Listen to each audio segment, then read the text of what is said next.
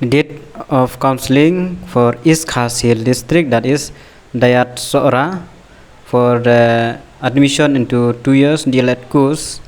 So I will say according to the roll number. So we'll start with the roll number. Sa kan mau hima kat kom roll number kan ya serial baik.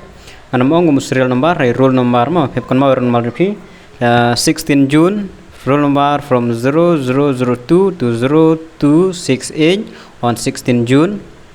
and roll number 0269 to 0517 on 17 June, roll number 0518 to roll number 0756 on 20 June,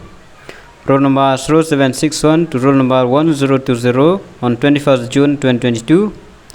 roll number 1021 to roll number 1260 on 23rd June,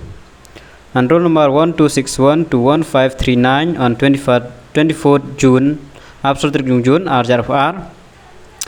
The timing will be 9 onward. They can mention kan no baje te katarik por kan debit kan dai baje seneng te sapan poi por kapor babiang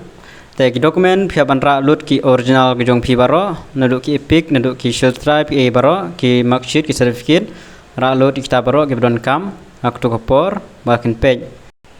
ngasaburu kalis hapo description ba phila ban page ki kerteng ki jong pi kenang ba pinom miss yo bangadon jeng bakalang nong no page ki kerteng jong pi kat kum urut number wise per kitarik nomor ngamla ban ai page ya baro bangan supu stang nakine ki kerteng ki jong pi we pa we kala jorong palat te tangine hi ki jing pentip kreswon.